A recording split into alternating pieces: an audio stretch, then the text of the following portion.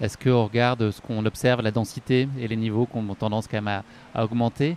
Est-ce qu'il y a un risque de surcharge? On a pas mal parlé des blessures et des DNS qu'il y a pu y avoir notamment aux sélections des championnats de France. On sait combien c'est difficile d'aller gagner sa place en équipe de France et un certain nombre de coureurs qui n'ont pas pu jouer leur chance. Est-ce qu'on observe ça aussi de plus en plus? Est-ce que toi tu l'observes, ces blessures qui sont de plus en plus fréquentes?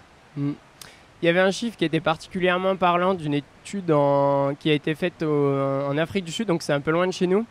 Mais eux, ils disaient que les 2 tiers des gens qui partaient sur une course, à l'entrée au dossard, ils avaient déjà une pathologie avant de commencer leur course. Donc c'est quand même... En le sachant? En sachant. En mettant ça sous le tapis un petit peu? Ils savaient. À l'entrée au dossard, ils savaient qu'ils avaient une pathologie, mais c'était le dossard, donc il fallait partir.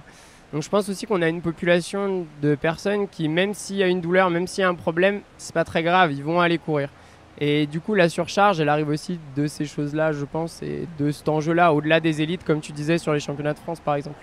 Nico, tu as été combien de fois dans les 2 tiers de personnes comme dans cette étude? Tu as souvent pris des départs? C'est dur à dire, mais c'est courant. Courir en disant j'ai vraiment zéro gêne. Si tu demandes au départ d'un peloton sur l'une des courses du week-end, j'ai du mal à dire, mais les stats qu'avance Antoine me surprennent pas, quoi. Moi, par exemple, mon genou qui est moins blessé, on va dire, il est quand même quasiment jamais à zéro sensation, quoi. Après, c'est compliqué parce qu'au bout d'un moment, si tu acceptes zéro, ça veut dire que tu pratiques plus.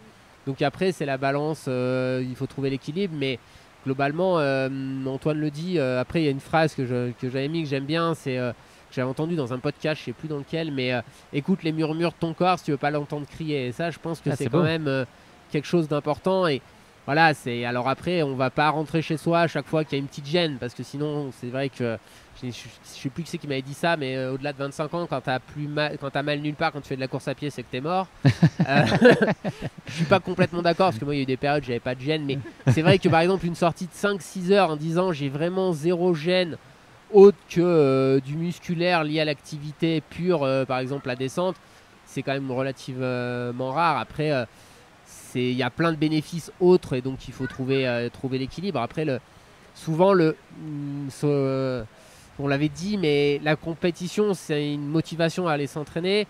Et du coup, c'est pas facile de trouver l'équilibre entre cette compétition, même si je suis pas compétiteur, elle me pousse à m'entraîner. Du coup, comment j'arbitre entre là, je devrais me préparer, mais c'est nocif pour mon corps, donc il faut que j'allège ma préparation.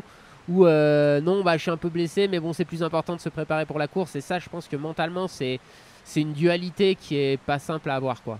Antoine, tu parlais du fait que la douleur est une information. Est-ce qu'il faut savoir la recevoir, mais aussi la contourner ou réussir à la bloquer dans certaines circonstances? C'est un signal qu'il faut prendre en compte quand même, mais contre lequel on doit aussi pouvoir agir.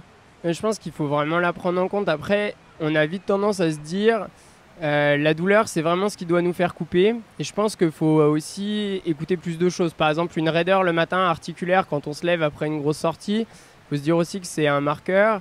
Une perte de force par exemple, quand on monte les escaliers, ou alors de manière plus spécifique quand on fait un saut et qu'on teste notre force dans les jambes, ça c'est une adaptation de notre corps à la charge. Ça veut dire qu'on a forcé et qu'il y a aussi peut-être besoin d'assimiler. Et la douleur, c'est plus relié à la blessure, et c'est quelque chose qui est plus émotionnel aussi, je pense, qu'une perte de force. Donc la perception est parfois un petit peu compliquée, mais oui, vraiment à prendre en compte, notamment quand c'est une douleur qui est répétée et qui a un endroit très punctiforme, ou des marqueurs comme ça, où là, effectivement, il faut s'inquiéter déjà un petit peu plus. Alors que, par exemple, les douleurs de l'affûtage, elles sont un peu moins spécifiques, et elles s'expliquent par le fait que, en fait, un os, un tendon, ou quelle que soit la structure sur laquelle on s'appuie, elle a besoin d'une certaine quantité de charge qu'on apporte quand on s'entraîne, par exemple. Si on en met trop, on se blesse, mais si on n'en met pas assez, on est aussi plus à risque de blessure. Et la décharge, mine de rien, c'est du déloading, et donc du coup, on déstimule la structure qui dit attendez, là vous m'en mettez plus assez, je suis plus dans une quantité optimale pour ma santé.